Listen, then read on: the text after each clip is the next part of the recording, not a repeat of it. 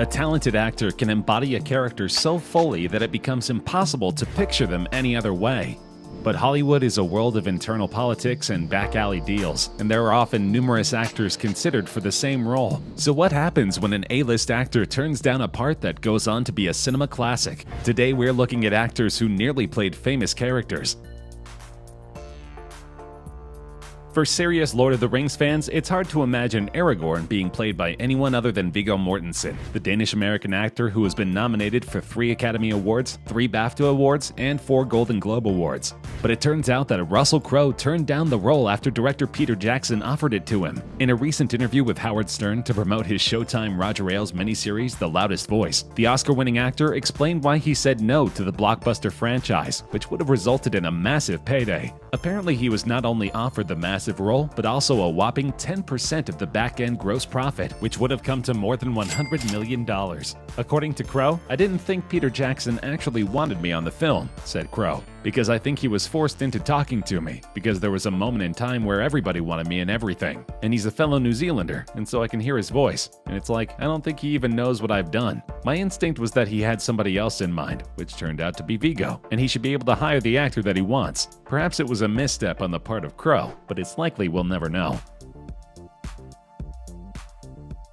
Forrest Gump is easily one of Tom Hanks' most iconic roles, so it's almost surreal to imagine John Travolta in his place. But it turns out Travolta had a pretty good alibi to turn down his role as Forrest Gump. He had just been offered a leading role in Quentin Tarantino's undisputed classic Pulp Fiction, which led to a resurgence in his career after many years since hits like Grease and Saturday Night Fever. But it's worth mentioning that Forrest Gump went on to dominate the 67th Academy Awards. Perhaps most notably, Hanks won his second Best Actor Oscar, something which clearly rankled Travolta, who admitted afterward he regretted not taking the role of Gump. With that said, it's hard to imagine the film being quite as successful with the addition of Travolta. Though he is a talented actor in his own right, the film feels tailor-made to Hanks. These days, Hanks is still an A-list actor, whereas Travolta has been involved in scandals with the Church of Scientology and has been forced to accept demeaning roles in films like Old Dogs and Wild Hogs. It's funny to imagine how each of these actors' careers would have changed if their roles were switched.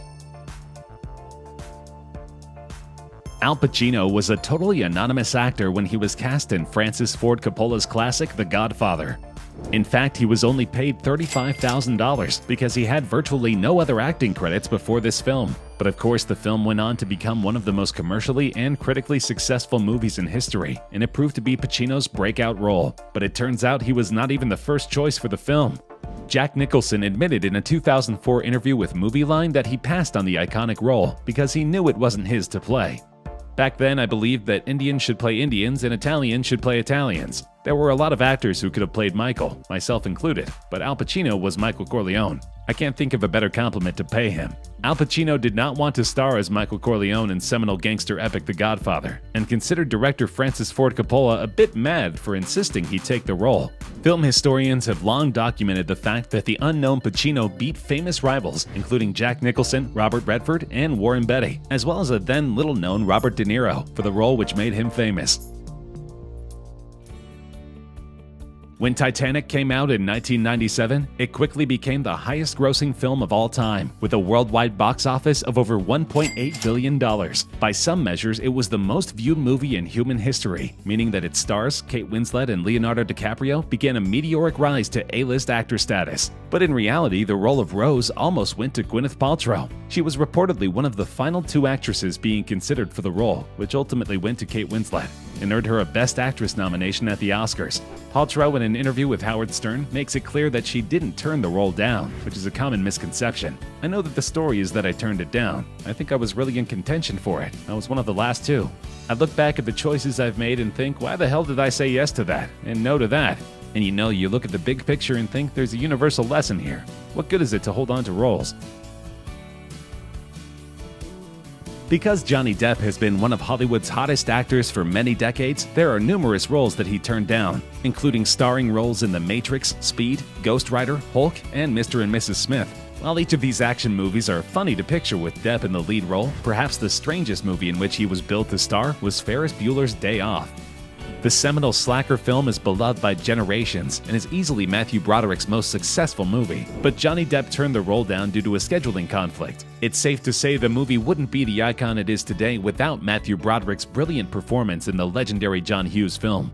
Other contenders included Rob Lowe, John Cusack, Robert Downey Jr., and Michael J. Fox. This just goes to show how much indecision there is behind the scenes in Hollywood. In the end, it probably didn't hurt Depp's career very much, as he has continued to get classic roles all throughout the 2000s. For Broderick, however, this was a huge break that proved to be the single biggest movie of his career.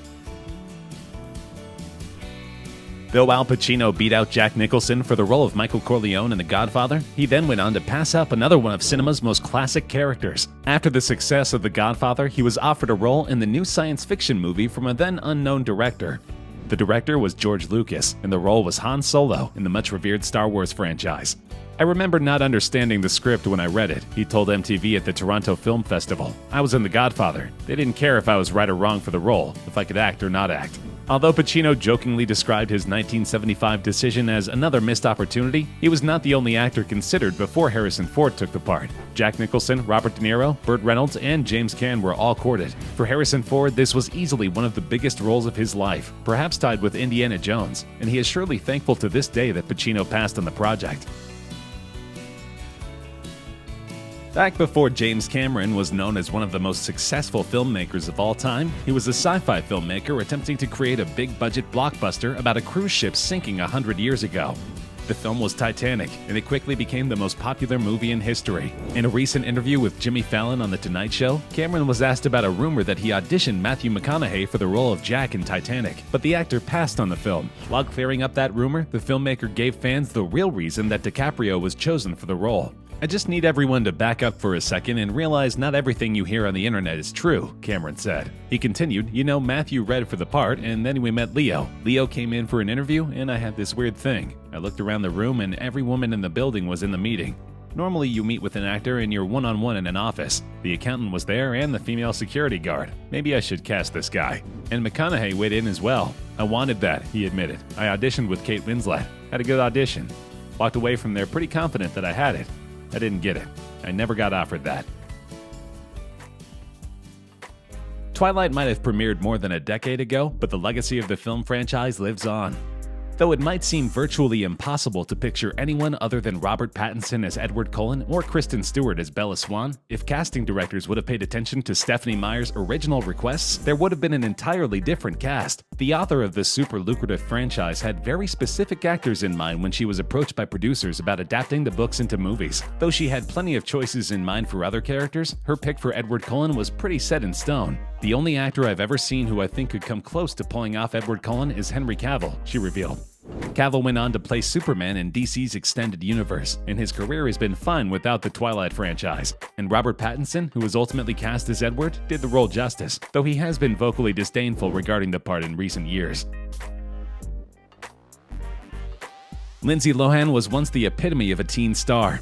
With roles in movies like Freaky Friday, Parent Trap, and Confessions of a Teenage Drama Queen, she was comfortably solidified as an A-list actor. But then came a debaucherous period of drugs, tabloids, and plastic surgery. These days, she has a reality show and is almost completely removed from the world of acting. But it turns out the star once had a chance to revitalize her career in the modern classic comedy The Hangover. Director Todd Phillips addressed the rumor about Lindsay Lohan turning down the role of the stripper, later filled by Heather Graham, a role which she says now she was too young to play. People love to attack her for everything. Like, she didn't see how great The Hangover was going to be, she turned it down, said the director of Old School and The Joker. She didn't turn it down. She loved the script, actually. It really was an age thing. Lindsay was just 20 when casting began for the film, and Heather was already 37.